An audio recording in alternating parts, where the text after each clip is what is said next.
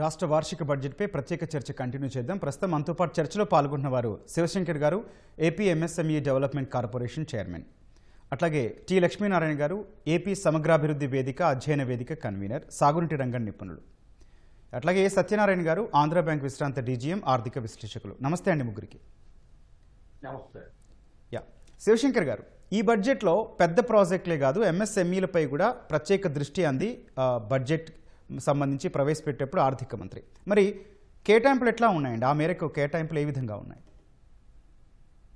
Actually ఈ budget ని మనము అభివృద్ధి, సంక్షేమము అండ్ పునర్నిర్మాణం అంటే గతంలో డిస్ట్రక్ట్ అయిపోయినటువంటి మన అనేక రంగాలన్నింటినీ కూడా రీస్ట్రెంత్ చేయడం అనమాట, రీకన్స్ట్రక్షన్. ఈ మూడు ఫీచర్స్ మనకు కనిపిస్తాయి గౌతమ్ గారు. అయితే అభివృద్ధికి వచ్చేసరికి మనం చూసినట్లయితే పర్టికులర్ గా 3 గ్రోత్ సిటీస్ కింద డిక్లేర్ చేయడం, విశాఖపట్నం కానీ, తిరుపతి కానీ, అమరావతి కానీ. ఇట్ ఈజ్ చాలా అద్భుతమైనటువంటి పరిణామం అండి. ఎందుకంటే గతంలో డీసెంట్రలైజేషన్ ఆఫ్ ది డెవలప్మెంట్ జరుగుతుంది. దీనివల్ల సమతూకం, సమతుల్యత వస్తుంది అన్ని ప్రాంతాల్లో కూడా. రాయలసీమ తీసుకుంటే తిరుపతి హెడ్ గా growth engine, and central Andhra తీసుకునేటట్టయితే అమరావతి, అండ్ ఉత్తరాంధ్ర తీసుకునేటట్టయితే విశాఖపట్నం. ఇది ఒక salient feature in the present budget అండి. అలాగే మనం తీసుకున్నట్టయితే అనేక రంగాలు పెట్టుబడుల ఆకర్షణ లక్ష్యంగా నీకు క్యాపిటల్ ఎక్స్పెండిచర్ చాలా ఎక్కువగా బడ్జెట్ అయింది. అంటే పెట్టుబడులు ఆకర్షించాలంటే ఇన్ఫ్రాస్ట్రక్చర్ డెవలప్మెంట్ మీద ప్రభుత్వం కేటాయిస్తుంది. ఇన్ఫ్రాస్ట్రక్చర్ డెవలప్ అయ్యి ఫెసిలిటేటర్ గా, సెంటర్ గా ఫెసిలిటేటరీ అన్ని క్రియేట్ చేసినప్పుడు ఆటోమేటిక్ గా పెట్టుబడులన్నీ వెల్లువలా వస్తాయి మనకి. ఆ దిశగా ఈ ప్రభుత్వం 175 నియోజకవర్గాల్లో కూడా ఎంఎస్ఎంఈ పార్కులు అభివృద్ధికి జరుగుతుంది. ఆల్రెడీ 65 పార్కులు అభివృద్ధి జరిగిపోయాయి గౌతమ్ గారు. మిగతా కూడా పైప్ లైన్ లో ఉన్నాయి. చాలా శరవేగంతో ఊపందుకుంటుంది. అలాగే ఇంకొక ఫీచర్ ఏమిటి అని అంటే, ప్రస్తుత ప్రభుత్వ ఆలోచన కానీ, బడ్జెట్ లో పొందుపరిచిన అంశాల్లో కానీ సెక్టార్ వైజ్ క్లస్టర్స్ ఏర్పాటు చేయడం. Ship building cluster and pharmaceutical cluster, electronic cluster, drone cluster, ఈ రకంగా ఒక క్లస్టర్ డెవలప్మెంట్ ప్రోగ్రామ్ లో చాలా దూసుకు వెళ్తుంది ఈ ప్రభుత్వం. దానికి సంబంధించినటువంటి ఇన్ఫ్రాస్ట్రక్చర్ డెవలప్మెంట్ కానీ, ఇన్సెంటివ్స్ కానీ, పాలసీస్ కానీ ఇవన్నీ కూడా ఇప్పుడు ప్రస్తుతం ఆంధ్రప్రదేశ్ అభివృద్ధిలో శరవేగంగా వెళ్ళడానికి మార్గాన్ని సుగమం చేస్తుంది. అలాగే మనం చూసేటట్టయితే ప్రాథమిక విద్యకి కేటాయింపు మనం చూసేటట్టయితే చాలా ఎక్కువగా కేటాయించింది ఈ బడ్జెట్ లో. అలాగే హైయర్ ఎడ్యుకేషన్ కానీ, అన్నిటికంటే హార్టికల్చర్ డెవలప్మెంట్ కోసం హార్టికల్చర్ హబ్స్ క్రియేట్ చేయాలని బడ్జెట్ లో చాలా ఆరోగ్యకరమైన మొత్తంలో కేటాయింపు జరిగింది. ఇదంతా అభివృద్ధి అంతా ఒక ఎత్తు అయితే, సంక్షేమం కోసం మనం చూసేటట్టయితే ఆల్మోస్ట్ అన్ని వర్గాల ప్రజలకి కూడా సంక్షేమాన్ని దృష్టిలో పెట్టుకొని, స్త్రీలకైతేనేమి స్త్రీ శక్తి అని కానీ, దీపం పథకం కానీ, మహిళలకు ఉచిత రవాణా సౌకర్యం కానీ, పెన్షన్స్ కానీ, ఇలా అన్ని రకాల సంక్షేమ పథకాల్లో కూడా ఎక్కడా కూడా ఈ ప్రభుత్వం కాంప్రమైజ్ కాలేదు. అంటే సంక్షేమము, అభివృద్ధి రెండు తీసుకువెళ్తూ అడ్మినిస్ట్రేషన్ లో ఏదైతే ప్యారలైజ్ అయిపోయాయో ఇన్స్టిట్యూషన్స్ అన్నిటిని కూడా రీకన్స్ట్రక్ట్ చేసుకుంటూ ఇది మంచి ఆరోగ్యకరమైనటువంటి బడ్జెట్ అండి. అలాగే అభివృద్ధికి, సంక్షేమానికి పెద్దపీట వేసే బడ్జెట్. ఆంధ్ర రాష్ట్ర ప్రజలందరూ కూడా చాలా సంతోషించదగినటువంటి బడ్జెట్ అని చెప్పడంలో ఎంత మాత్రం సందేహం లేదు. లక్ష్మీనారాయణ గారు, ఒక సాగునీటి రంగ నిపుణులుగా ఈ బడ్జెట్ లో మీరేం గమనించారండి? హైలైట్ చేసే పాయింట్. ఒక సానుకూల దృక్పథంతో రాష్ట్రంలో సాగునీటి పారుదల రంగాన్ని అభివృద్ధి చేయాలన్నటువంటి తలంపు రాష్ట్ర ప్రభుత్వానికి ఉన్న మాట వాస్తవం. అది ప్రతిబింబిస్తా ఉంది కాస్త. ఉమ్, 18,200 పైచీలకు బడ్జెట్లో ఉమ్, సరే 6,000 పోలవరం జాతీయ ప్రాజెక్టు కేటాయింపు పోగా ఉమ్, దాదాపు 10,000 కోట్ల రూపాయలు నిర్మాణంలో ఉన్నటువంటి భారీ నీటిపారుదల ప్రాజెక్టులకు ఉమ్, కేటాయించినట్టుగా ప్రాథమికంగా తెలుస్తా ఉంది. ఓకే. ఉమ్, అందులో పోలవరం జాతీయ ప్రాజెక్టుతో పాటు హంద్రీనివా, వెలుగొండ, వంశధార 2వ దశలో 2వ స్టేజ్ వీటికి అత్యంత ప్రాధాన్యత ప్రాజెక్టులుగా ఆర్థిక శాఖ మంత్రి తన బడ్జెట్ ప్రసంగంలో ప్రస్తావించడం జరిగింది. ఉమ్, సరే, దానికి అనుగుణంగా కేటాయింపులు హంద్రీనివాకైతే సముచితంగానే అనిపిస్తున్నాయి. కానీ వెలుగొండ ప్రాజెక్టు మరో ఏడాదిలో మొదటి దశ పూర్తి చేసి ఉమ్, వీటిని అందిస్తామని చెప్పి పదే పదే ప్రభుత్వం చెబుతున్నది. సరే, దానికి అనుగుణంగా నిధులు దాదాపు ఒక 2,500 కోట్లు ఉంటే కానీ సాధ్యపడదు. ఆ మేరకు నిధులు కేటాయించినట్టుగా కనిపించడంలా. ఉమ్, గాలేరు నగరి 2వ దశ కడప వరకు త్రాగునీటిని తీసుకొస్తామని చెప్పి నిన్న మొన్న ముఖ్యమంత్రి గారు కూడా చెప్పారు. కానీ బడ్జెట్ కేటాయింపులు చూస్తే 500 కోట్లు 600 కోట్ల వరకే అడ్మినిస్ట్రేటివ్ ఎక్స్పెన్సెస్ తో కలిపి ఉన్నట్టుగా నేను గమనించాను. కానీ కడప నుంచి తిరుపతి వరకు మధ్యలో 2వ దశలో ప్రధాన భాగమైనటువంటి కోడూరు వరకు పనులు చేపట్టడానికి ప్రభుత్వం శ్రద్ధ పెడుతున్నదా లేదా అనేది చూడాలి, వేచి చూడాలి. రైట్. సో ఏదేమైనప్పటికీ పోలవరం వేగంగా పరుగులు తీస్తున్నది. కేంద్ర ప్రభుత్వం కూడా ఆర్థికంగా సహాయం చేస్తున్నది. ఈ కేంద్ర బడ్జెట్ లో కూడా 3,000 కోట్ల పైచిలకు నిధులు కేటాయించారు. రాష్ట్ర ప్రభుత్వం తదనుగుణంగా నిర్మాణ చర్యలను మానిటర్ చేస్తూ ముందుకు తీసుకెళ్తున్నది.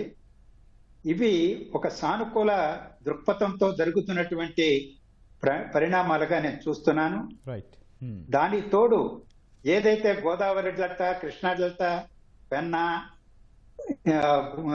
తుంగభద్ర డెల్టా వినియోగంలో ఉన్నటువంటి పెద్ద ప్రాజెక్టులు ఉన్నాయి. వాటి కాలువల నిర్వహణ కానీ, రిజర్వాయర్ల యొక్క నిర్వహణ కానీ, మరమ్మతులు వాటిపైన కూడా ఇటీవల కాలంలో రాష్ట్ర ప్రభుత్వం దృష్టి సారించింది. మనందరికీ తెలుసు, తుంగభద్రలో ఆ డ్యామ్ దగ్గర గేట్లను రీప్లేస్ చేసేటువంటి కార్యక్రమం కొనసాగుతున్నది. అలాగే శ్రీశైలం దగ్గర పంచ్పూల్ మరమ్మతులకు కూడా చర్యలు చేపట్టేటువంటి వైపున ఆలోచనలు జరుగుతున్నాయి. ఇవన్నీ సానుకూలమైనటువంటి దృక్పథంతో ఉన్నటువంటి అంశాలుగా నేను చూస్తున్నాను. నిధుల కేటాయింపు అయితే సరిపడా ఉన్నట్టు లేదు. అది మాట్లాడదాం సార్ ఒకసారి. రైట్. ఓకే, సత్యనారాయణ గారు, గత ప్రభుత్వం నెత్తిన పెట్టిపోయిన 9.75 లక్షల కోట్ల అప్పుల గురించి కూడా ఈ బడ్జెట్లో ప్రస్తావన వచ్చింది. ఈ భారాన్ని ఎట్లా మోయాలి, ఎప్పటికి తీరాలండి? చాలా మంచి క్వశ్చన్ అండి గౌతమ్ గారు. ఈ అప్పులు అనేది మన యూనియన్ బడ్జెట్లో కానీ స్టేట్ బడ్జెట్లో కానీ ప్రతిసారి అది ఒక తంతులాగానే తప్పటం లేదు. ఎందుకంటే మన లోటు బడ్జెట్తో మన రాష్ట్రం డివిజన్ అయిపోయింది. ఆ లోటు బడ్జెట్ మొన్నటి వరకు సెంట్రల్ గవర్నమెంట్ చక్కగా సహాయం చేశారు. ఈసారి బడ్జెట్లో ఆ రెవెన్యూ లోటు బడ్జెట్ కూడా మనకేమీ సహాయం అందలేదు. 16A దాని ప్రకారంగా స్టేట్లకు నిధులు ఇస్తున్నారు కానీ రెవెన్యూ లోటుకు మనకేమీ చేయటం లేదు. దీనికల్లా ఏమీ లేదండి, సంపదని మనం సృష్టించుకోవటమే. అంటే ఈ గవర్నమెంట్, మన కేశవ్ గారు మొట్టమొదటి ఓపెనింగ్ స్పీచ్లోనే చెప్పారు, సంక్షేమము అభివృద్ధి రెండు జోడెద్దులుగా మే ప్రభుత్వం నడుపుతాము, మాకు రెండూ ముఖ్యమే కాబట్టి అన్నారు. చంద్రబాబు గారు కూడా ముఖ్యంగా ఆయన చెప్పేది ఏంటంటే సంపద సృష్టిస్తేనే మనం ఏదన్నా ఇవ్వగలం, సంపద లేకుండా మనం సంక్షేమ పథకాలు చేయలేము. అలాగే మన ఆదాయం మనం పెంచుకోగలిగితే మనం ఈ అప్పులు అనే భారం నుంచి కూడా మనం బయటపడతామండి. మీకు తెలుసు, మీరు చూసుంటారు, మొత్తం వ్యయంలో దాదాపు 3,32,285 కోట్లు బడ్జెట్ వ్యయం మొత్తం. దానిలో రెవెన్యూ వ్యయం 2,56,343 కోట్లు చేశారు. అలాగే మూలధన వ్యయం క్యాపిటల్ ఎక్స్పెండిచర్కి చాలా బాగా చేశారండి. సెంట్రల్ గవర్నమెంట్ ఎలా 12 లక్షల కోట్లు కేటాయించుకున్నారో అలాగే మన రాష్ట్ర ప్రభుత్వం కూడా చాలా సైజబుల్గా 53,915 కోట్లు ఈ బడ్జెట్లో ఇచ్చారు. రెవెన్యూ లోటు 22,002 కోట్లుగా ఇచ్చారు. అంటే దరిదాపు జిఎస్టిబిలో 1.11%. ఇది చాలా మంచి పరిణామం అండి. 1.5 లోపు అనేది మంచి ఫిగర్ అది. అలాగే ద్రవ్య లోటు, దీన్ని ఫిజికల్ డెఫిసిట్ అంటారు. ఇది ముఖ్యంగా బడ్జెట్లో ఈ మూలం అండి, మన డెఫిసిట్లో ఉన్నది. ఈ డెఫిసిట్ కూడా కంట్రోల్లోనే పెట్టారు, 75,868 కోట్లు. అంటే జిఎస్డిపిలో 3.84% ఉంది. అంటే మన సెంట్రల్ గవర్నమెంట్ రీసెంట్గా మన 1వ తారీఖు ఇచ్చిన బడ్జెట్లో కూడా దాదాపు 4.3%లో కానీ మనం ఫిజికల్ డెఫిసిట్లో కంట్రోల్ చేయలేకపోయాము. కాబట్టి స్టేట్ గవర్నమెంటు ముఖ్యంగా పూర్తిగా సంక్షేమం కాకుండా అభివృద్ధిలో కూడా ఉంది. ముఖ్యంగా మనకి అమరావతి అండి. అమరావతి ఏంటంటే మనకి రాజధాని, సంపద సృష్టించేది. మనకి పక్కనున్న తెలంగాణకు హైదరాబాద్ ఉంది, అలాగే తమిళనాడుకి చెన్నై ఉంది, కర్ణాటక బెంగళూరు ఉంది. అవన్నీ సంపద సృష్టించేదండి. తలసరి ఆదాయం కూడా మనకన్నా చాలా ఎక్కువ ఉన్నాయి. చంద్రబాబు గారు కూడా మన యూనియన్ బడ్జెట్లో వికసిత్ భారత్ నరేంద్ర మోదీ గారు అన్నట్టుగా 2047 దాని స్వర్ణాంధ్ర లక్ష్యంగా పనిచేస్తున్నారు. దాని తలసరి ఆదాయం కూడా 2047కి 55 లక్షలుగా పెంచాలని అనుకుంటున్నారు. దానికి చెయ్యాలంటే మన రాజధాని నుంచి మనకి విపరీతమైన ఆదాయం రావాలి. మీరు చూసుంటారు, గత 4 నెలల నుంచే స్పీడ్గా నడుస్తున్నాయి. ఇంకా స్పీడ్గా నడవాలి రాజధాని వర్క్స్, ఇంకా సంపద సృష్టించాలి. అక్కడే క్వాంటమ్ వ్యాలీ కూడా రీసెంట్గా కూడా శంకుస్థాపన జరిగింది. అది ప్రపంచంలో చాలా తక్కువ నగరాలు, 4 నగరాల్లో మన అమరావతి కూడా వస్తుంది. అలాగే విశాఖపట్నాన్ని అలా ఎకనమిక్ జోన్గా చాలా మంచి పరిణామం అండి. దానికి చాలా సర్ప్రైజింగ్గా 28,000 కోట్లు ఇచ్చారు. దానికి ఒక 10 జిల్లాలు అనుసంధానం చేసి 28,000 కోట్లు దానికి విశాఖపట్నం ఇచ్చారు. అక్కడ మీకు దాదాపు 15 బిలియన్స్తో మనకి మైక్రోసాఫ్ట్ వాళ్ళు వస్తున్నారు. అట్లాగా ఆ డేటా సెంటర్స్ ఏఏ కానీ డేటా సెంటర్స్ కానీ వస్తున్నాయి. వీళ్ళు ఏంటంటే బడ్జెట్కి మనం ఇప్పుడు ఈ బడ్జెట్ ఎలా ఉందంటే ఈ రీసెంట్గా యూనియన్ బడ్జెట్కి అనుకూలంగా బడ్జెట్ తయారు చేశారు. ఎందుకంటే క్లౌడ్ కానీ డేటా సెంటర్స్కి ట్యాక్స్ హాలిడే ఇచ్చారు 2047 వరకు. ఆ ట్యాక్స్ హాలిడేకి అనుగుణంగా మనకి ఈ డేటా సెంటర్స్ కూడా మన విశాఖపట్నంలో మన ఎకనమిక్ రాజధాని కాబట్టి అక్కడ ఎక్కువగా కాన్సన్ట్రేట్ చేశారు. ఆ 28,000 కోట్లు ఎప్పుడైతే ఎకనమిక్ జోన్గా మనం ఎక్కువ అభివృద్ధి చెందుతామో అక్కడ నుంచి మనకి వేరే విధంగా మన ప్రతిఫలం వస్తుంది. ఉద్యోగాల కల్పన కానీ లేకపోతే సంపద సృష్టి కానీ అక్కడ నుంచి వస్తుంది. అది కాకుండా రాయలసీమ చూసుంటారు మీకు, పూర్వోదయ కింద మనకి దాదాపు 40,000 కోట్లు ఎక్స్పెక్ట్ చేశాం బడ్జెట్లో. కానీ ఈసారి లేదు. కానీ ఈసారి స్టేట్ గవర్నమెంట్ ఏమన్నారంటే 30,000 కోట్లు దానికి సపరేట్గా కేటాయిస్తున్నారు. 70,000 కోట్ల వరకు పీపీపీ విధానం ద్వారా ప్రైవేటు ద్వారా వాళ్ళకి సమకూర్చుకుని 1,00,000 కోట్ల వరకు దాన్ని పెట్టుకుంటే సుమారుగా 9 లక్షల మంది వరకు ఉపాధి కల్పించే అవకాశం ఉంటున్నట్టుగా భావిస్తున్నారు. రాయలసీమ ఏంటంటే హార్టికల్చర్ హబ్. ఎందుకంటే బడ్జెట్లో కూడా మీరు చూసుంటారు, అగ్రికల్చర్ బడ్జెట్లో కూడా ఎప్పుడైతే ఆర్చిడ్స్ ఇవన్నీ సరిగ్గా ఆదాయం ఉండదో దానికి ఏంటంటే క్యాష్యూ నట్స్ కానీ ఆల్మండ్స్ కానీ అటువంటి పంటలకు, ఉద్యానవన పంటలకు ఎక్కువ ఇంపార్టెన్స్ ఇచ్చారు బడ్జెట్లో. అటువంటి మనకి అన్ని రాయలసీమ ఏంటంటే మనకి ఫ్రూట్స్లో మామూలుగా పళ్ళదానిలో ముఖ్యంగా మొదటి స్థానంలో ఉంది భారతదేశంలో. అలాగే అరటిపళ్ళు ఎగుమతుల్లో మొదటి స్థానంలో ఉంది. ఒకప్పుడు నీళ్లు లేని రాయలసీమని ఇప్పుడు రాయలసీమ కరువు అనేది లేకుండా బడ్జెట్లో మీరు చూస్తారు, కరువు అనే మాట లేకుండా చేద్దామని ఉద్దేశంతో రాయలసీమలో కూడా సంపద సృష్టిద్దామని హార్టికల్చర్ జోన్ని అక్కడ చేద్దాం అనుకుంటున్నా అండి. అలాగే రేర్ ఎర్త్ మెటల్, మీరు డెడికేటెడ్ రేర్ ఎర్త్ మెటల్ కూడా మీరు బడ్జెట్లో చూసుంటారు. దాన్ని కూడా మనకు ఆంధ్రప్రదేశ్, కేరళ, తమిళనాడు వాటితో పాటు మనం కూడా అందిపుచ్చుకున్నాం దాన్ని. ముందుగా రాయలసీమ ప్రాంతం దాని గురించి రేర్ ఎర్త్ మెటల్ ఆ మ్యాగ్నెట్స్కి చాలా రేర్గా ఉండే లీథియం కానీ చాలా విపరీతమైన ఉంటాయి. దానికి సంబంధించిన ప్రాసెసింగ్ కానీ మైనింగ్ కానీ ఇన్నోవేషన్ కానీ ఇవన్నీ ఏంటంటే ఎలక్ట్రానిక్ రంగాలకు కానీ ఎలక్ట్రిక్ మొబిలిటీ కానీ వీటన్నిటికీ బాగా ఉపయోగపడుతూ ఉంటుంది అన్నమాట.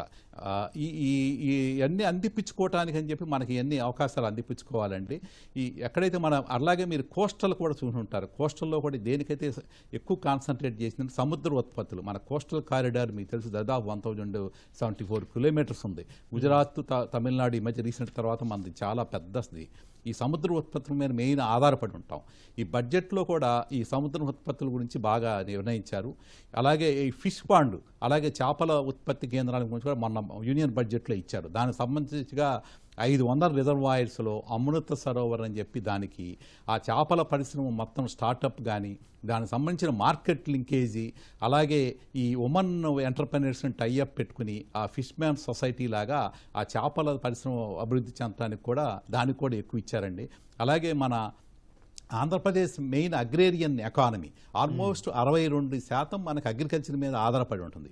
ఈ అగ్రికల్చర్ మీద కూడా మీరు చూసుంటారు, మన అచ్చెన్న నాయుడు గారు కూడా చాలా గర్వంగా చెప్పారు. ఏంటంటే మన 0.80% మన భారతదేశంలో గ్రోత్ రేట్ ఉంటే వ్యవసాయంలో మనం దరిదాపు 7.80% రేట్ గ్రోత్ రేట్ చూపిస్తున్నాం. అంటే మన భారతదేశంలో 10% ఉత్పత్తులు ఆ వ్యవసాయ ఉత్పత్తులు మన ఆంధ్రప్రదేశ్ నుంచి వస్తున్నాయి. ఆంధ్రప్రదేశ్ వ్యవసాయంలో ఎన్నో రంగాల్లో మనం ఉన్నాం. ఇవన్నీ ఏంటంటే సంపద సృష్టించే మార్గాలు. ముందు సంపద సృష్టిస్తే మనం కాస్త అప్పుల బారిలోంచి ఎప్పుడైతే మనం ఉన్నామో, ఈ అప్పుడు ఏదైతే ఇంతకుముందు 7,80,000 కోట్లు మీరు అప్పులు అన్నారో దాన్ని మళ్ళా ఇప్పుడు మన అమరావతికి అప్పులు చేయాల్సి వస్తుంది. కొంతవరకు సెల్ఫ్ ఫైనాన్స్ క్యాపిటల్ అయినా, అలాగే పోలవరంకి ఉన్నాయి, అలాగే వేరే విధంగా రెవెన్యూ డెఫిసిట్లో ఉన్న అప్పుల నుంచి మనం ఈ అప్పుల్ని సవ్యంగా ఉపయోగించుకుని సంపద సృష్టించుకుంటే ముందు రోజుల్లో ఇక ముందు సంవత్సరాల్లో మనం ఎక్కువ అప్పుల పాలు కాకుండా ఫిజికల్ డెఫిసిట్లు మనం పాజిటివ్గా వెళ్ళొచ్చండి. రైట్. శివశంకర్ గారు, 9 జిల్లాలతో అమరావతి ఎకనామిక్ రీజియన్ అన్నారు. మరి ఈ రీజియన్లోకి ఏ జిల్లాలు వస్తాయండి? సెంట్రల్ ఆంధ్రప్రదేశ్ అడ్జాయినింగ్ డిస్ట్రిక్ట్స్ అన్ని కూడా కలుపుకొని ఎకనామిక్ రీజన్ కింద డిక్లేర్ చేయడం అన్నది ఏంటంటే it is the intention of the government అండి. అంటే economic activities, development activities, investments ఏ రకంగా పెట్టబోతున్నాం. సే ఫర్ ఎగ్జాంపుల్ కృష్ణా కానీ, ఎన్టీఆర్ డిస్ట్రిక్ట్స్ కానీ, పల్నాడు కానీ, ప్రకాశం కానీ, ఇవన్నీ కూడా ఏంటంటే దీనివల్ల ఏమవుతుందని అంటే గౌతమ్ గారు, రీజనల్ డెవలప్మెంట్ కాన్సెప్ట్ ఏదైతే ఉందో ఎప్పుడు కూడా డెవలప్మెంట్ ఈక్విటబుల్ గా జరగకపోతే కొన్ని అనర్థకాలు వస్తాయి. ఆ రోజు హైదరాబాద్ కేంద్రీకృతం అయిపోవడం వల్ల కొన్ని అనర్థకాలు వచ్చాయి ఆంధ్రప్రదేశ్ ఉమ్మడి రాష్ట్రానికి. అలా కాకుండా ఈ ప్రభుత్వం చాలా సమతూకంతో అన్ని ప్రాంతాల అభివృద్ధికి, అన్ని వర్గాల అభివృద్ధికి, సంక్షేమానికి కట్టుబడేటట్టు ఈ బడ్జెట్ ని రూపొందించారండి. ఇంకోటి ఏంటంటే మన స్ట్రెంగ్త్ ఎక్కడ ఉందో దాని మీద ఎక్కువ ఫోకస్ చేస్తున్నారు. అంటే వెల్త్ క్రియేషన్ అన్నది మన స్ట్రెంగ్త్ ఎక్కడ ఉంటే అక్కడ జరుగుతుంది. ఉదాహరణకి టూరిజం అన్నది మనది very good strength which Andhra Pradesh is possessing అండి. ఆ టూరిజం మీద మంచి ఫోకస్డ్ గా వెళ్ళారు. పీపీపీ మోడ్ లో టూరిజం డెవలప్ చేయడానికి చాలా అద్భుతమైనటువంటి పాలసీస్ తీసుకురావడంతో పాటు అనేక ఎక్స్ప్రెషన్ ఆఫ్ ఇంట్రెస్ట్ అనేక ఫారిన్ కంపెనీలని ఇవ్వడం జరిగింది. అలాగే ఉద్యోగ కల్పనకు కూడా ప్రాధాన్యత టూరిజంలో ఎక్కువగా ఉండడం వల్ల టూరిజం అంతా కూడా అన్ని జిల్లాల్లో కూడా టూరిజం డెవలప్ అవుతుందండి. అలాగే షిప్ బిల్డింగ్ యాక్టివిటీలో ఆఫ్టర్ గుజరాత్ అండ్ మహారాష్ట్ర మీకు వేరే రాష్ట్రాలు ఏవి కూడా అంతగా to some extent Tamil Nadu. So అది కూడా మంచి ప్రాస్పెక్టివ్ జోన్ ఏరియా అండి మనకి ఆంధ్రప్రదేశ్కి. షిప్ బిల్డింగ్ యాక్టివిటీలో కూడా ఇన్వెస్ట్మెంట్స్ కానీ, ఫారిన్ ఇన్వెస్ట్మెంట్స్ కానీ చేయడం వల్ల ఆ రీజన్ డెవలప్ అవుతూ అక్కడ కూడా ఇక్కడ ప్రధానంగా ఏంటంటే సంపద సృష్టించడంతో పాటు ఉపాధి కల్పన కూడా దానికి ట్విన్ బెనిఫిట్స్ ని జోడించడం జరుగుతుందండి ప్రభుత్వ పాలసీ ప్రకారం. సో బడ్జెట్ లో కూడా తదనుగుణంగా బడ్జెట్ వ్యూ పాయింట్ లో కూడా తీసుకోవడం జరుగుతుందండి. అలాగే మీకు ఫిషరీస్ డెవలప్మెంట్ మనకి హైయెస్ట్ కోస్ట్ లైన్ ఉంది. అండ్ షిప్ బిల్డింగ్ యాక్టివిటీతో పాటు ఫిషరీస్ వల్ల ఎక్స్పోర్ట్స్ కానీ దానివల్ల విపరీతమైనటువంటి ప్రాస్పెక్ట్స్ ఉంటాయి. ఇక్కడ మనం గమనించవలసింది ఏంటంటే ఈ బడ్జెట్ కానీ, ఆంధ్రప్రదేశ్ ప్రభుత్వ పాలసీస్ కానీ సంపద ఎలా సృష్టించాలి, ఉపాధి ఎలా కల్పించాలి, సంక్షేమం ఎలా చేయాలి, లేదు చేసిన అప్పులు రీపేమెంట్ ఎలా చేయాలి అన్నది ఒక రకంగా చెప్పాలంటే అన్ని కోణాలని కూడా స్పృశించి రూపొందించి ప్రవేశపెట్టిన బడ్జెట్ అని మనం చెప్పక తప్పదండి. Right sir. లక్ష్మీనారాయణ గారు, పేద మధ్యతరగతి ప్రజలకు ఆర్థిక భరోసా కల్పించేలా సంక్షేమ పథకాలకు బడ్జెట్ పెద్దపీట వేసింది. మరి ఈ కేటాయింపుల ద్వారా పేదలకు కలిగే ఆర్థిక మేలెంత అండి? సహజంగానే సంక్షేమ పథకాల అమలు ద్వారా ఈరోజు నగదు బదిలీ పథకం అమలులో ఉన్నది. ప్రజల కొనుగోలు శక్తి, లబ్ధిదారుల యొక్క కొనుగోలు శక్తి సహజంగానే పెరుగుతుంది. అది ఇంటర్న్ ఆర్థిక వ్యవస్థకి కొంత జవసత్వాలు తీసుకొస్తుంది, క్రియాశీలతను పెంచుతుంది.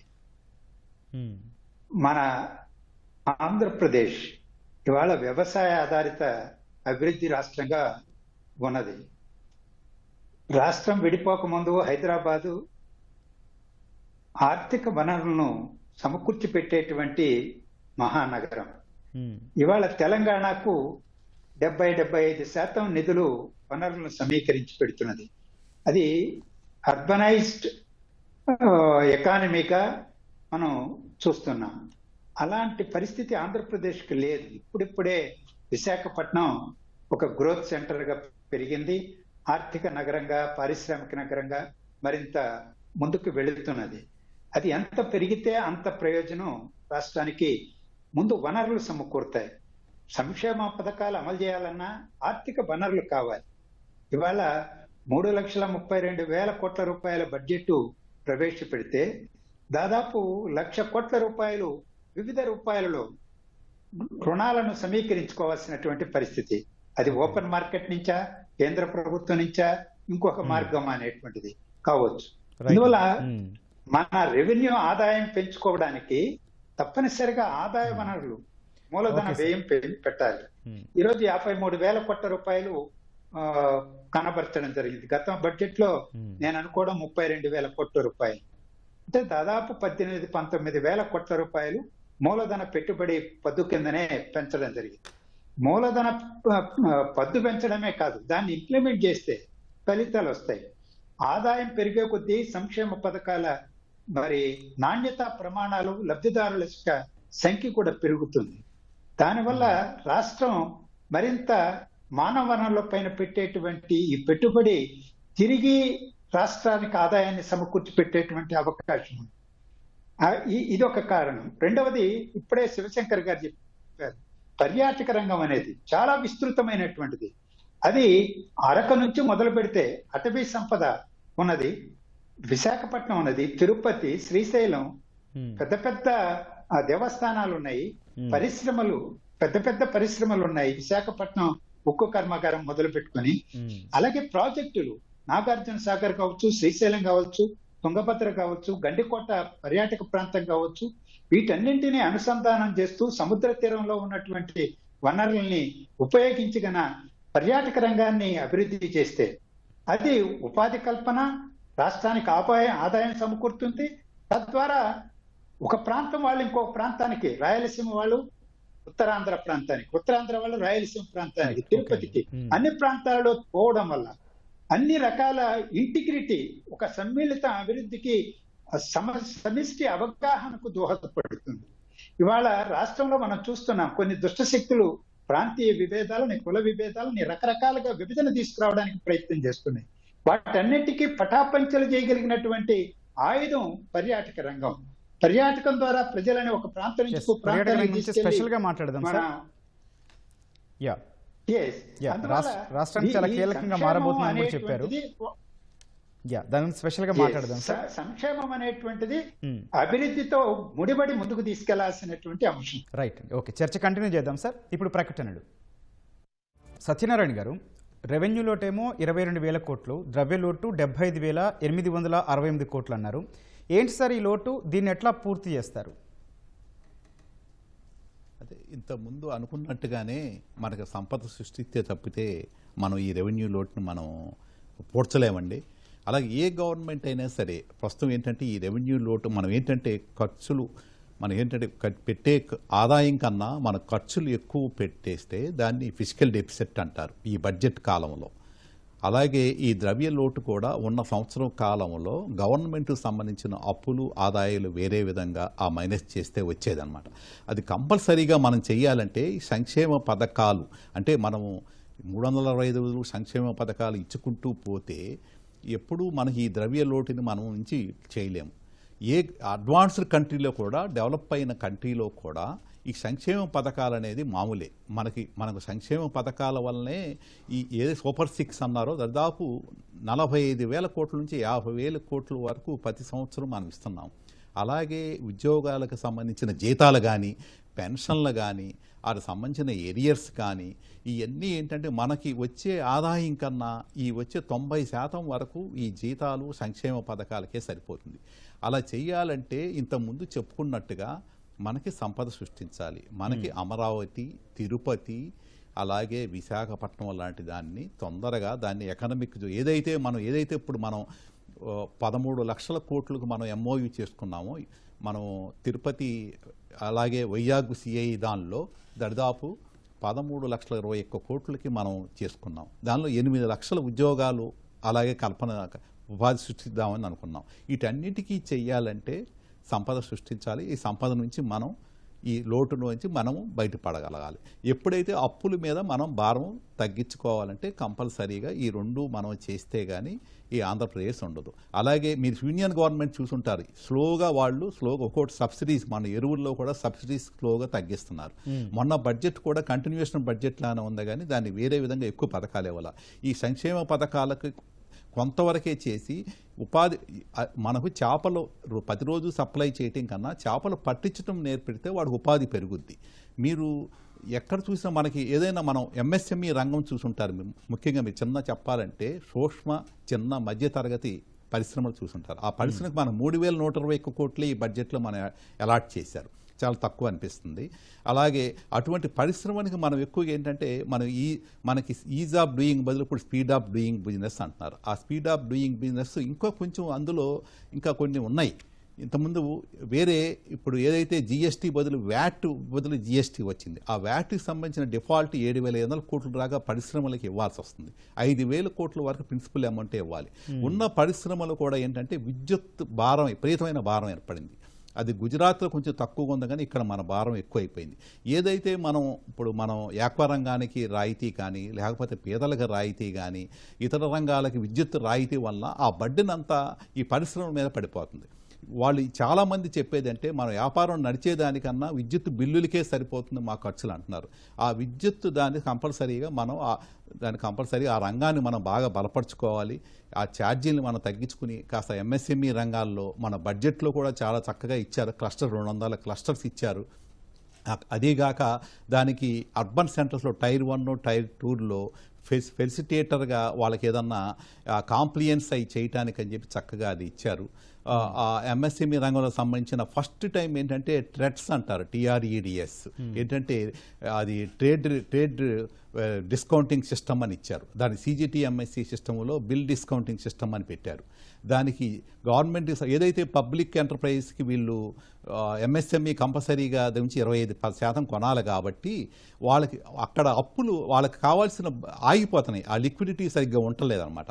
ఆగకుండా ఉండటానికి ఆ TREDS ఆ ప్లాట్ఫాము ఆ జమ్లోంచి దానికి అనుసంధానం ఇచ్చి ఆ గవర్నమెంట్ నుంచి తొందరగా వాళ్ళకి ఏంటంటే లిక్విడిటీ తొందరగా వచ్చేటట్టుగా ఎంఎస్ఎంఈ రంగానికి కుదేలు అవ్వకుండా ఉండటానికి అటువంటి రంగాలన్నీ పెట్టారు. అటువంటివన్నీ అందిపుచ్చుకోవాలి.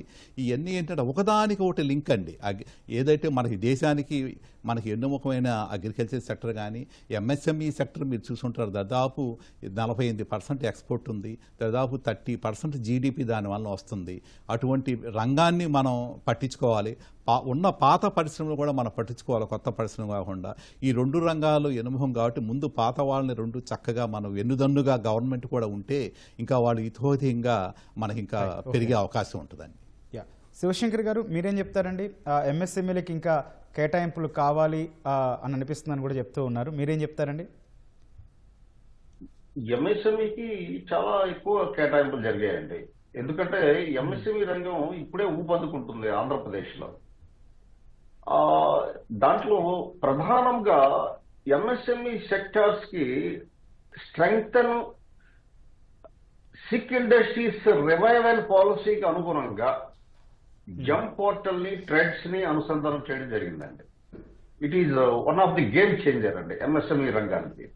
ఎందుకంటే జమ్ పోర్టల్లో మీకు ప్రతి ఒక్కరు కూడా ఎంఎస్ఎంఈ రంగం నుంచి 25% వాళ్ళ పర్చేజెస్ లోంచి కొనాలి ఎంఎస్ఎంఈ నుంచి. అట్ ప్రజెంట్ దానివల్ల సరిగా అమలు కావటం లేదు.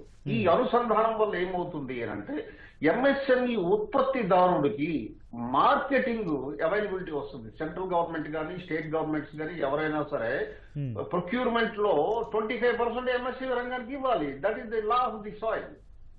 దీనివల్ల మార్కెటింగ్ సెక్యూరిటీ వస్తుందండి. అలాగే ట్రెడ్స్ అనుసంధానం చేయడం వల్ల ఏమవుతుంది అని అంటే payment delay if it is more than 45 days payment కానీ డిలే అయ్యేటట్టయితే ఎంఎస్ఎంఈ రంగం కుంటుపడడానికి వాళ్ళకి వర్కింగ్ క్యాపిటల్ ప్రాబ్లమ్స్ వస్తున్నాయి. ఈ ట్రెడ్స్ లో ఏమవుతుందంటే ఆల్రెడీ ఎంఎస్ఎంఈ డెవలప్మెంట్ కార్పొరేషన్ కొన్ని ఏజెన్సీలతో అగ్రిమెంట్ ఎంటర్ అయింది. వాళ్ళు ఇన్వాయిస్లు పర్చేజ్ చేసి ఆ అమౌంట్ అంతా డిస్కౌంట్ బేస్డ్ గా ఎంఎస్ఎంఈ వాళ్ళకి ఇచ్చేస్తారు. In turn they will collect from the buyer. So ఆ రకంగా ఏమవుతుందంటే ఎంఎస్ఎంఈ రంగం ఊపందుకుంటుంది.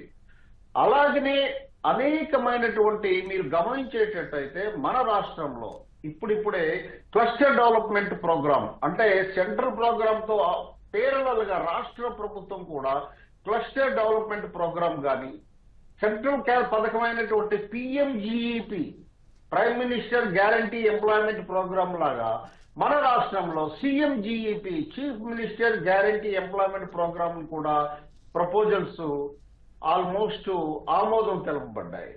ఇలాగ అనేక రంగాల్లో cluster facility centres, so technology upgrade చేసి క్లస్టర్ ఫెసిలిటీ సెంటర్లు ఏర్పాటు చేయడం జరుగుతుంది. అలాగే ఎంఎస్ఎంఈ టెక్నాలజీ సెంటర్స్, ఇంకొక 3 టెక్నాలజీ సెంటర్స్ వస్తున్నాయి గవర్నమెంట్ ఆఫ్ ఇండియా వల్ల. కాబట్టి భవిష్యత్ అంతా ఎంఎస్ఎంఈ ఒక గ్రోత్ ఇంజిన్ అవుతుందండి ఆంధ్రప్రదేశ్ అభివృద్ధిలో. అందులో ఎంత మాత్రం సందేహం లేదు.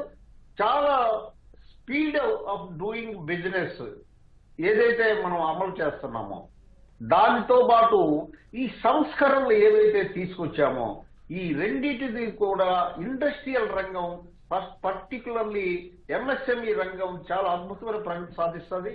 మహారాష్ట్ర, తమిళనాడు, ఉత్తరప్రదేశ్ తర్వాత ఆంధ్రప్రదేశ్ ఆ రేసులోకి వెళ్ళి ఈ ఆర్థిక సంపద సృష్టిస్తుంది అనడంలో ఎంత మాత్రం నాకైతే chairman of MSME development corporation గా ఏ మాత్రం సందేహం లేదండి. ప్రభుత్వం చాలా నిబద్ధతతో, అకుంఠిత దీక్షతో, ఇంటిగ్రిటీతో ఎంఎస్ఎంఈ రంగాన్ని అభివృద్ధి చేస్తుందని చెప్పడానికి ఒకంతటా గర్విస్తున్నా. లక్ష్మీనారాయణ గారు, ఇందాక మీరు టూరిజం గురించి కూడా మాట్లాడుతున్నారు. లార్జెస్ట్ మనకి కోస్టల్ తీరం ఉందండి మనకి, సన్ రైజ్ స్టేట్ అని కూడా చెప్తూ ఉన్నారు. దావోస్కి వెళ్ళినా ఎక్కడికి వెళ్ళినా కూడా. సో ఆ టూరిజం సెక్టార్లో డెవలప్ కావాలంటే ఏం చర్యలు తీసుకోవాలి? ఇప్పుడు ఈ బడ్జెట్లో దానికి సంబంధించి ఆయన ప్రస్తావించారా?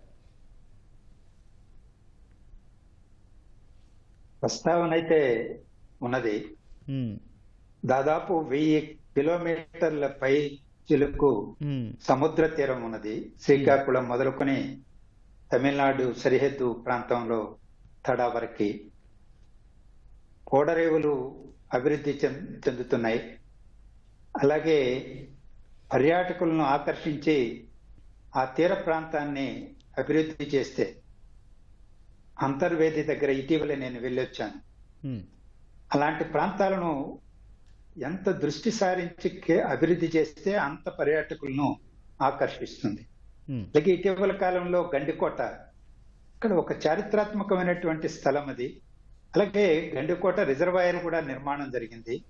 ఆహ్లాదకరంగా ఉంటుంది అక్కడ ఆ లోయ ప్రాంతం, నీటిని చూస్తుంటే. అలాంటి ప్రాజెక్టుల దగ్గరికి, చారిత్రక ప్రాధాన్యత కలిగినటువంటి వాటి దగ్గరికి ప్రజలను ఆకర్షించేటువంటి రీతిలో ప్రయత్నం చేయాలి, అనుసంధానం చేయాలి.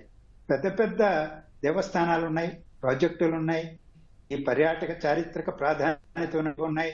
అలాగే వాటర్ ఫాల్స్ ఉన్నటువంటి చిన్నవో పెద్దవో ఈరోజు అరకు ప్రాంతంలో కావచ్చు,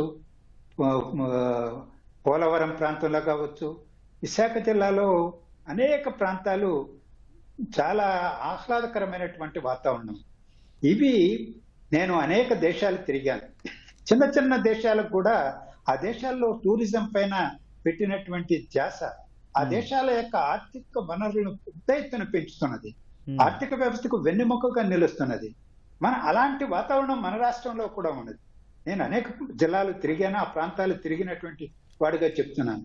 పర్యాటక రంగానికి ఎంత పెట్టుబడి పెడితే దానికి రెట్టింపుగా ఆంధ్రప్రదేశ్ ఖజానాకు రాబడి సమకూరేటువంటి అవకాశం ఉన్నది. అలాగే ప్రజల మధ్య ఒక సహృద్భావం, ఒక వాతావరణం, రాయలసీమ ఏ స్థితిలో ఉన్నది, లేకపోతే ఉత్తరాంధ్ర ఏ స్థితిలో ఉన్నది, సామాజికంగా, సాంస్కృతికంగా, భాషాపరంగా, మాండలికం అన్నీ కూడా ఒక ఏకీకృతమైనటువంటి వైవిధ్యభరితంగా ఉన్నటువంటి ఆంధ్రప్రదేశ్ ప్రజలు ఐక్యత బలపడడానికి కూడా దోహదపడుతుంది.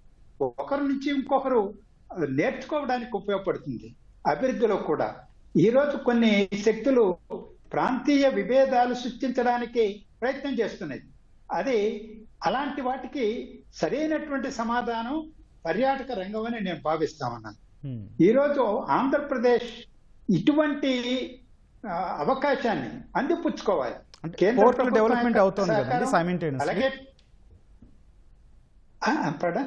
పోర్టుల డెవలప్మెంట్ అవుతుంది, కృష్ణపట్నం కావచ్చు, ఇవన్నీ ఈ పోర్టల్ డెవలప్మెంట్ అవుతుంది, శరవేగంగా అవుతుంది. నేననేది వాటికి అనుసంధానం చేసి పర్యాటక రంగాన్ని అభివృద్ధి చేయాలి.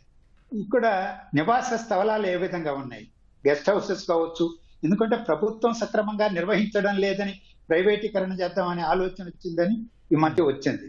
ప్రైవేట్ రంగాన్ని ఇక్కడ పిపిపి మోడల్లో అభివృద్ధి చేయవచ్చు, పెట్టుబడులు పెట్టేటువంటి వాళ్ళని ప్రోత్సహించవచ్చు. ఈ రోజు అనేక అవకాశాలు ఉన్నటువంటి రంగం ఇది అని చెప్పి చెప్పడం కోసమే నేను చెప్తున్నాను. ఈరోజు కృష్ణపట్నం దగ్గర పర్యాటకులను ఆకర్షించేటువంటి వాతావరణం తక్కువే, థర్మల్ స్టేషన్ ఉన్నది, ఇతర అవకాశాలు ఉన్నాయి. మరింత అభివృద్ధి చెందాల్సినటువంటి అవకాశం ఉంది. ఈరోజు పులికాట్ ఉంది, లేకపోతే ఇతర కొత్తపట్నం ఉన్నది, అనేక ప్రాంతాలు. మనం ఎక్కడికి వెళ్ళినా అక్కడ అభివృద్ధి చేస్తే, చీరాల దగ్గరగా పర్యాటకులు వెళ్ళినప్పుడు అక్కడ ఆహ్లాదకరంగా వాతావరణం ఉండడం కాదు, నివాసానికి అవసరమే. నేను ఒక రోజు రాత్రి ఉండాలంటే అక్కడ ఉండి గడపాలి అనే ఉత్సుకతతో అక్కడికి వెళ్ళాలి. అవకాశాలు ఉన్నాయా ఇవాళ?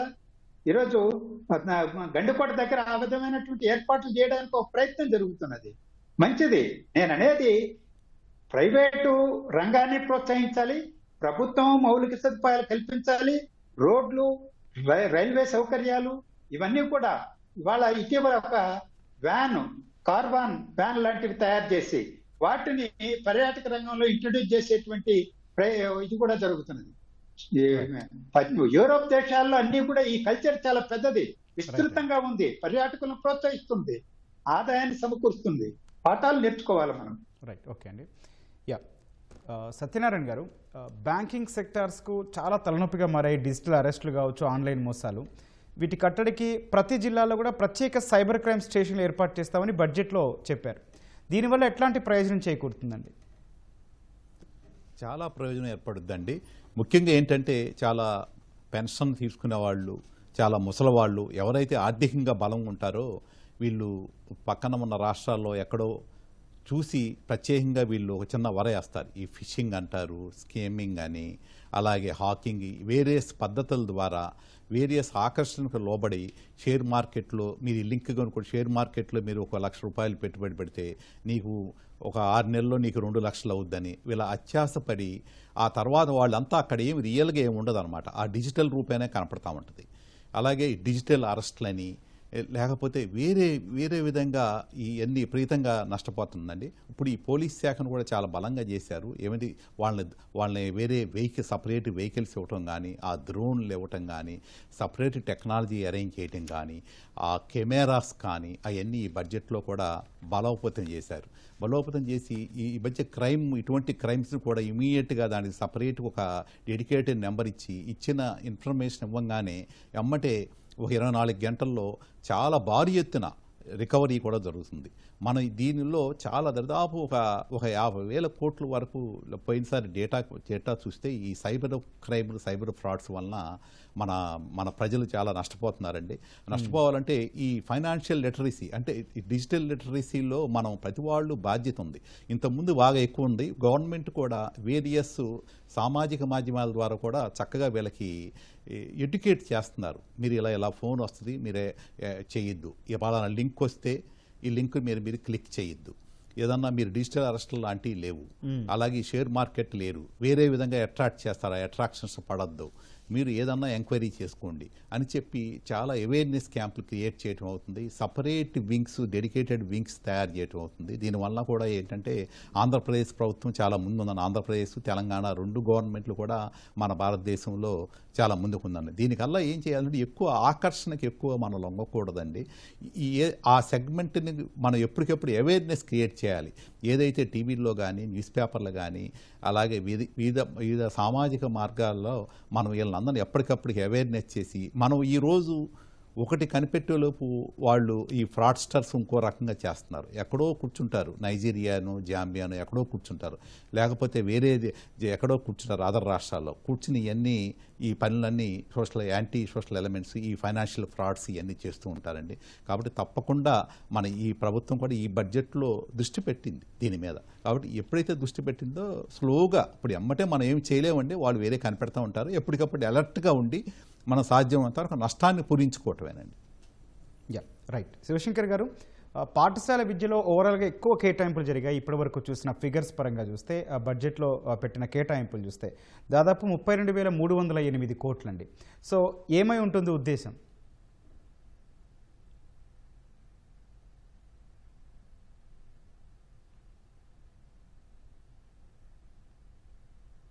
సార్ మీ ఆడియో మ్యూట్లో ఉన్నట్టుంది సార్, అన్మ్యూట్ చేయండి ఒకసారి.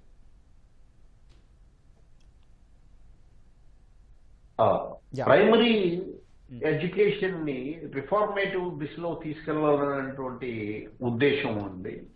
ఎందుకంటే మీకు అనేక స్టెమ్ ల్యాబ్స్, నేషనల్ ఎడ్యుకేషన్ భాగంగా స్టెమ్ ల్యాబ్స్ కానీ, లేదు అంటే రోబోటిక్ కానీ, ఆర్టిఫిషియల్ ఇంటెలిజెన్స్ కానీ, ఇవన్నీ కూడా ప్రపంచంలో శాస్త్ర సాంకేతిక రంగంలో వస్తున్న మార్పులకు అనుగుణంగా మన ఆంధ్రప్రదేశ్లో ఈ తీసుకురావాలనే ఉద్దేశంతో నేను అనుకుంటున్నాను. చాలా మంచి పరిణామం అండి. ఎందుకంటే ఎడ్యుకేషన్ ఇప్పుడు ప్రైమరీ లెవెల్ నుంచే కుర్రవాడికి రోబోట్స్ కానీ, ఆర్టిఫిషియల్ ఇంటెలిజెన్స్ లో కానీ స్కిల్స్ నేర్పడం అన్నది it is a new trend of educational policy అండి. ఫర్ విచ్ ల్యాబ్స్ ఎస్టాబ్లిష్ చేయడం కానీ, దానికి కావాల్సినటువంటి ఇన్స్ట్రుమెంట్స్ ఇవన్నీ చేయడం కానీ, లేదు అంటే స్కూల్ ఇన్ఫ్రాస్ట్రక్చర్ డెవలప్మెంట్ కానీ, ఇవన్నీ కూడా ఇందులో పొందుపరిచి ఒక మంచి వాతావరణంలో, ఎందుకంటే ఫ్యూచర్ కి వికసిత్ భారత్, తదనుగుణంగా వికసిత ఆంధ్రప్రదేశ్ 2047కి అనుగుణంగానే ప్రైమరీ ఎడ్యుకేషన్ స్ట్రెంగ్తన్ చేస్తున్నారు అన్నది నా యొక్క అభిప్రాయం అండి. ఇది మంచి సుపరిణామం. పర్టికులర్లీ గ్రామీణ ప్రాథమిక విద్యలో ఇంకా ముందుకి వెళ్ళబోతుంది. గ్రామీణ ప్రాథమిక స్కూల్స్ అన్ని కూడా, ప్రైమరీ స్కూల్స్ అన్ని కూడా స్ట్రెంగ్తన్ చేస్తూ, ఇక్కడ అర్బన్ అండ్ రూరల్ డివైడ్ లేకుండా ఈక్వటబుల్ డిస్ట్రిబ్యూషన్ వచ్చేటట్టు స్టాండర్డ్స్ కానీ, ఇవన్నీ స్కిల్స్ అన్ని కూడా Andhra Pradesh future hub of the skill producers, technocrats కానీ, అండ్ ఇండస్ట్రియల్ ట్రైనింగ్ పర్సన్స్ కానీ, వీటన్నిటిని చేయడం వల్ల ఏమవుతుందంటే ఇక్కడికి అనేకమైన ఇండస్ట్రీస్ వస్తాయి, రేపు భవిష్యత్తులో వస్తున్నాయి ఆల్రెడీ. వాళ్ళకి కావాల్సినటువంటి మెన్ ఫోర్స్, టెక్నికల్ ఫోర్స్, వీళ్ళందరినీ క్రియేట్ చేసే విధంగా మన ఎడ్యుకేషన్ పాలసీ ఉండబోతుంది అన్నది తదనుగుణంగానే ఈ బడ్జెట్లో అంత సింహభాగం కేటాయించారన్నది నా అభిప్రాయం. రైట్. సార్ లక్ష్మీనారాయణ గారు, ఓవరాల్గా బడ్జెట్ని చూస్తే స్థిరీకరణ బడ్జెట్ అనుకోవచ్చా, లేకపోతే కేటాయింపుల బడ్జెట్ అనుకోవచ్చా? మీరేం చెప్తారు?